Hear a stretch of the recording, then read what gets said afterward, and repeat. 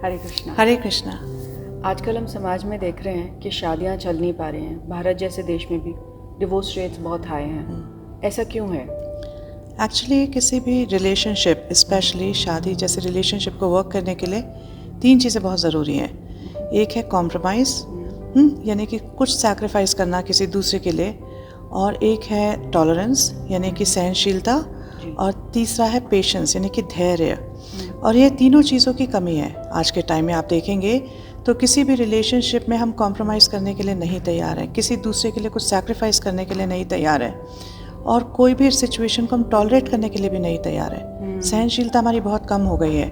तो इस तरह के अगर 2 इंडिविजुअल पास साथ में आते हैं जिसमें कि दोनों में धैर्य नहीं है, दोनों में एक दूसरे के प्रति कुछ कॉम्प्रोमाइज़ करने की भावना नहीं है, कुछ सैक्रिफाइस करने की भावना नहीं है, तो 2 मी सेंट्रिक लोग जब एक रिलेशनशिप में आएंगे तो कैसे वो रिलेशनशिप काम करेगी? दोनों अगर अपने अपने बारे में सोचेंगे, it's not going to work. For any relationship to work क्या होना चाहिए कि हम एक दूसरे के लिए कुछ सैक्रिफाइस करें। राइट, आपने बिल्कुल सही कहा।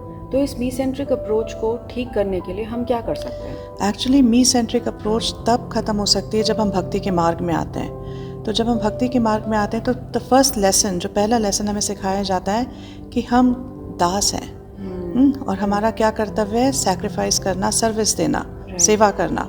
जीवेर स्वरूप है कृष्णेर नित्य दास। तो जब इस मेंटालिटी को हम इम्बाइब करते हैं, इस मेंटालिटी को अपनाते हैं, तो क्या होता है? हम एक दूसरे के प्रति सेवा भाव रखते हैं, एक दूसरे की सेवा करने के लिए तैयार होते हैं। तो धीरे धीरे धीरे धीरे ये मी सेंट्रिक अप्रोच खत्म होती है।